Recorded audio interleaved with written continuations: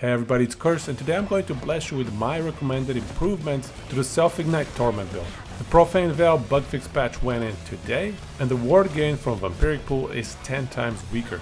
But the damage side is untouched, and the class got a bunch of positive bug fixes as well, so overall there's a lot to look forward to.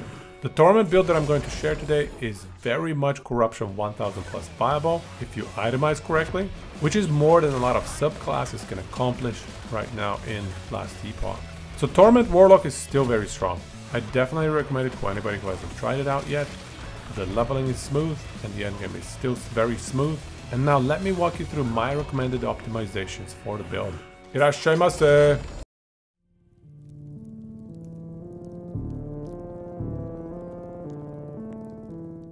Alright, so let's start as usual by going through the skills for the build, and I will put more emphasis this time on things that I haven't covered last time, just so I don't repeat myself too much.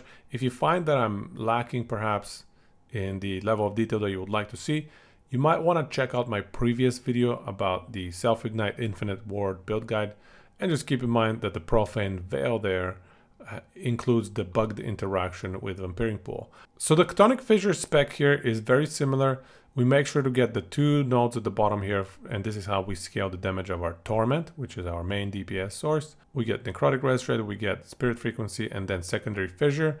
That ensures that we have 6 spirits per second hitting enemies, and against single targets, that means we have 18 on average Wither stacks, thanks to this Spirit Frequency here. We spec into Fissure as a traversal skill, and the reason we do that is there is a cool endgame itemization that you can go into that involves Chthonic Fissure being a traversal skill. And I'll talk about that in more detail during the itemization section. And second of all, we don't have an extra slot in our skills to run a different traversal skill. So we definitely want Chthonic Fissure to be traversal. And then with the leftover points, we want to get more damage out of our Torment. The best points, I would say, is Tomb Gorger and then Eradication. This is essentially 12% more damage, assuming you have 2 out of 3 points in it. This one is very similar. It's 12% more damage, but specific to rares and bosses. So I prefer Tomb Gorger for the consistency. This one is roughly 5% more damage. It's hard to get ourselves cursed. And then Stygian Current is another option for more damage, because you end up applying more stacks of Wither on enemies and on bosses, especially single targets. However, you only end up going from 18 stacks of Wither on average to 19 stacks of Wither on average. That is an increase of 3% more damage. So either way, you're better off going into these two nodes, and an extra point into Stygian Current is just not worth it. Ideally, we would have +3 to Chthonic Fissure in our chest, or just some way to get to 23 points, because 12% more damage with the extra point in Eradication is fairly significant.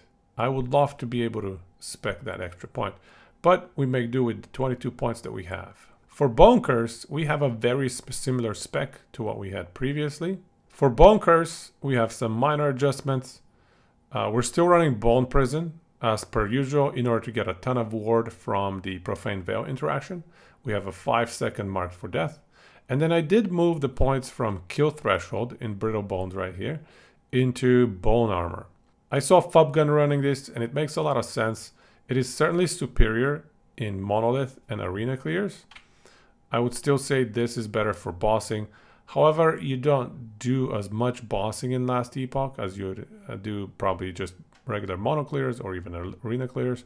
So this is probably more balanced and better on average. And even if you're fighting bosses, taking down that last 12% is not a big deal.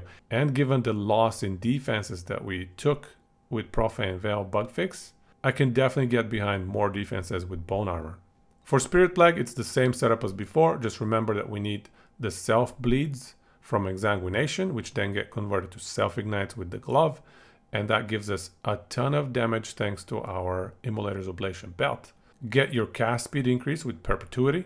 And those are the two most important nodes on this skill tree. Pestilence is still bugged. If you have too much cast speed, you don't get the benefit when applying it to a single target. And now let's go into Profane Veil, where we have some differences. We have the usual Vampiric Pool to extend the duration of Veil, which gives us 86% more damage thanks to Scorn and thanks to some passives in the passive skill tree. And it gives us 100% dodge for that entire 6 second, maybe 7 second duration, depending on how long you want to stay in Veil. But the key difference here is that we're also speccing into Sans. Sans in isolation was so lackluster because Profane's Veil duration is only 2 seconds without the extended duration of Vampiric Pool. However, the two in combination have some synergy. You get more spirits being created and you benefit from them for a longer duration, from 2 to 6 seconds. We're already by default stacking a ton of necrotic res, so the ward gain from the Wandering Spirits is going to be there, and it's going to be significant enough that it impacts our ward gain. To give you a rough idea, casting Veil and eating, let's say 10 Bone Prisons with Vampiric Pool is roughly 13,000 ward if you have 1,000 minion HP increase, 20,000 ward with 1,500 minion HP, and 25k at 2k minion HP increase. On the other hand, Seance is, if you have good enough area increase, probably around 8 to 10,000 ward gain during that 6 second period. The major downside with Seance is that you really want as much area increase for your Veil as possible, because otherwise the spirits spawn outside of the Veil and you don't get the benefit of the ward gain. It's brutal. You also want at least 3, I would say, points in Stream of Profanity in order to be able to reduce the cooldown of Profane Veil and have a smooth cycle of DPS and cycle of defenses. And in order to hit all of these requirements, we basically need +4 Profane Veil in the Relic. That is the big opportunity cost of running spirits. If you don't have +4 on your Relic, you should just take these 4 points out and run the usual Vampiric Pool Profane Veil as we have been in the past. But for late game optimization, I do recommend getting this extra ward to supplement and synergize with the ward from Vampiric Pool. The Wandering Spirit skill tree is kind of trivial. The only nodes you care about are Thin Veil for more reveal rate. The reveal range on Familiar Souls is super important. Make sure to max this out so that you're more likely that the spirits spawn within the area of your Profane Veil. And then cooldown recovery, phenomenal. These 3 are must have. And then you can do kind of whatever you want with the remaining points. I like extra cast speed and mana efficiency. It's nice for mono mapping and clearing. I tried getting Daunting Presence as well, just to see if the increase in size of the spirits impacts how many of them are going to count to being inside your Profane Veil area. However, it just didn't feel that great. I'm not sure that it has that much of an impact, so I spec'd into just these 2 nodes up here. Now, if you don't spec into these 4 points for Veil, the alternative for this last skill slot is as previously. You can either go Transplant for more mobility, or you can go Ghost Flame for more mobility. Both are viable options and change the playstyle quite a bit. The core items for the build are the gloves and the belt, same as before. You need the gloves to convert the self-bleed to self-ignite, and you need the belt to get crazy high spell damage for those ignite stacks on you. You still want Ladle and Bone Climber Barbute as semi-core. And then if you happen to get a great Maruma's Hilt 3 or 4 LP preferably, you can go for that as well as a semi-core item. However, if you don't have a Maruma's Hilt, an Exalted Relic is just as good. The prefixes that you want to aim for with this build are 3 really strong ones. Critical Strike Multiplier, that is 1. And we run that in multiple item slots. You also want increased minion health in as many item slots as you can get it. And that is how we can get our defenses to be solid despite the nerf. In this setup, I currently am running at max 2381 increased minion health. And finally, the third affix you want is Int. If the slot cannot have crit multi, you want Int in it. Another decent option is cast speed, but that is below Int, crit multi, and minion health. Those are the 4 most preferred affixes. Increased necrotic damage, increased dot, increased spell are also viable. However, they are below Int and cast speed as preference as well. For suffixes, the most important suffix you can get on all of your items is necrotic res. Make sure every single item slot has necrotic res, whatever you do. And now let me just highlight some of the major differences between what we used to run previously and what I'm recommending now.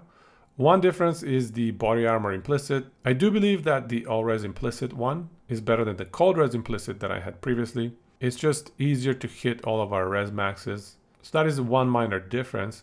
A very important difference to note, however, is that I'm running a lot more minion health. I already highlighted it once, 2381. And as you recall here from the calcs, at 2000 minion increase HP, we get 25k ward every time we run Vampiric Pool through our bone prisons. You want to get at least 1000 minion health, preferably around 1500, to make the build stable in around 1000 corruption. If you min-max everything as perfectly as you can probably push up to 1500 corruption and farm that relatively smoothly, but it will require very well optimized endgame gear. Another change that I'm recommending is the relic. As I highlighted previously, there are 3 or 4 high value prefixes as well as 1 super high value suffix. So you essentially have 3 affixes that you want in every single slot that you have. And previously we had Twisted Heart of Eucharos as the best in slot relic. However, you can't really get 3 OP heart. Even getting a 2 OP heart is a nightmare in COF. So I would not recommend that relic for you. I think you would end up wasting a lot of time and a lot of energy just trying to get it. A much better option is Maruma's Hilt. You can target farm that with Prophecies. So you could feasibly get a 3 OP one even with COF. And then if you get lucky, you can slam the right prefixes and suffixes into it. And then you benefit from that 50% increased curse cast speed and 130% increased curse damage. Those are major boosts to the build overall. But if you don't have a 3 OP Marumas, I would still recommend an Exalted Relic that has the right prefixes and suffixes. And the other major change you'll notice is the +4 levels of Profane Veil. You can think of that as an opportunity cost. You could instead run tier 7 minion health together with tier 5 crit multi, let's say. However, the increase in damage from crit multi will somewhat be on par with the increase in damage from that +4 Profane Veil levels prefix. You can see that it gives 100% increased dot. And the increase in survivability from getting 150% more increased minion health would definitely be offset by the fact that you can actually afford to run Wandering Spirits. +4 levels to Veil unlocks that setup, truly. So I would say if you happen to have a good +4 levels to Profane Veil relic, you can consider running it and taking advantage of the Wandering Spirits combination with Vampiric Pool. Minor change here is I switched up the curse spell damage prefix on the helmet to intelligence. This is because we've lost a ton of survivability and curse spell damage is already very high thanks to the belt. So I would just rather get tier 7 int, which gives us both damage and survivability.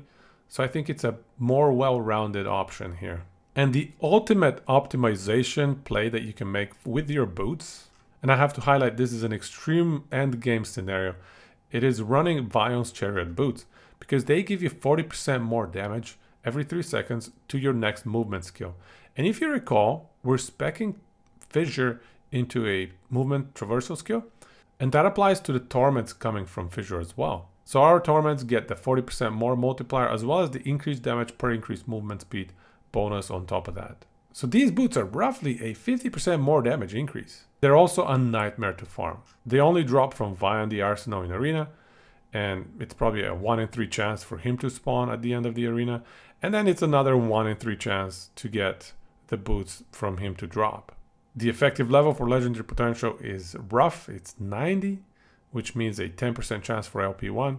The other downside of running Vion is that you're going to have a very hard time maxing out your crit damage reduction. So you'll have to find other slots in your itemization to get crit damage reduction. I would recommend using one of these suffixes in the chest piece, as well as maybe the gloves or the belt somewhere else to get a little bit of extra crit damage reduction. You can also consider trying to get a tier 7 crit damage reduction in your Vion arsenal. But because of how difficult that item is to farm up and get a 1 LP version of, and because of how much strain it applies on the rest of your itemization, I'm not going to put it here as a best in slot. It's just a bit of a pipe dream, but it is possible for the most patient and the most dedicated farmers out there. So I really wanted to mention it because it is a cool little trick with the conversion of Chthonic Fissure into a traversal skill. For idols, we don't have too many changes. We're running increased dot, necrotic res, curse spell damage, and necrotic res. Mostly the necrotic res is the high value here, And we're also running necrotic res and increased dot small idols. But what you want to be doing here is just maxing out your res with these idol slots. Don't think that you just must have increased dot and necrotic res on these. Utilize your idol slots for whatever your build is missing in terms of resistances. The blessings are same as before, crit multi, ward per second, or you can go lightning res here, or mana, or even ward decay threshold. A bunch of just mediocre options, nothing phenomenal. And then all res, armor is what I'd recommend. The passives are same as before. No real changes here. Just note that Aspect of Death is still bugged. You don't get the more damage multiplier. And note that Wreck Havoc doesn't actually give you 8% crit multi per point. It gives you 5% crit multi per point, at least on the character sheet. So that's another bug here, unfortunately. You could think about taking these 7 points out because you're only getting 25 crit multis to here. You might be able to utilize them better elsewhere, especially on some of these defensive nodes at the bottom. I'll leave that up to you. And the skill rotation of the build is very similar. You can take a look at it during the mono clear section of this video. But basically, you want to spam Spirit Plague to get 40 stacks of Ignite on ourselves. At which point, Chthonic Fissure is snapshotted, and the torment damage that it inflicts is also snapshotted. So you want to cast it right after you hit 40, and then follow that up with Bone Curse, Wandering Spirits, and then Profane Veil in that order. Nothing too different from what we were running previously. Casting Wandering Spirits is a little bit awkward because it adds an additional skill in your rotation, and sometimes, especially at higher corruption, the stun chance of enemies can really mess you up because you have to cast an additional skill in between. So you might want to pick and choose when you're actually going to use Wandering Spirits and not cast it every single time. But overall, the performance of this build is such that after a single Bone Curse and Wandering Spirits rotation, you should be getting, with strong items, that is, let's say 1500 minion health, you should be getting around 30,000 ward, and even exiting Veil with maybe slightly over 30,000 ward. And so this is the end of the build guide. I'll leave you with Corruption 1003 Monolith clear. You can see the build is running fine. My gear is quite weak, I have to say. I have a lot of room for improvement, and if I actually spent a week targeting Prophecies, I could definitely push up Corruption higher than 1000. And you saw that we managed to get a 13-14 second Julra kill because the single target damage of this build is very solid. With Vion's Arsenal boots, you can certainly kill Julra in a single Veil cycle. So putting that all together, between the solid DPS, very reliable defenses, phenomenal leveling strength and experience, Warlock Torment is still an S tier build. Sure, it doesn't do 2000 corruption, but that just means it's not gonna get Giga nerfed when 1.1 rolls around. And I wanted to shout out one more time Rathic from my Discord channel, who made the solid recommendation of combining Vampiric Pool and Wandering Spirits ward generation at the same time. I think there's definitely synergy there. And one more solid reason for running Wandering Spirits is that ESG increased the spirit frequency by 30% with the most recent patch today. That directly improved the ward generation coming from them as well. Anyways, these are my current thoughts as to what is best in slot for Warlock and for Torment Warlock. However, I will be testing more and more over the coming days. And if I come up with any additional improvements to this build, I'll be making those improvements to the build planner that it will be in the description below. I'm not a huge fan of making 10 videos on the exact same build, so I will try to avoid that as much as possible by simply updating the build planner in the description. So please check, there will be a most recently updated on date listed right next to the build planner. And it's pretty much guaranteed that I'm going to change something because I'm always tinkering and thinking and trying new things. Anyways, I hope you continue to enjoy Warlock as much as I would like to as well. There's still the 2 bug-fixed items yet to try. Hopefully they yield something fun as well. But anyways, love you all, take it easy and go. Čisto, sama nešta.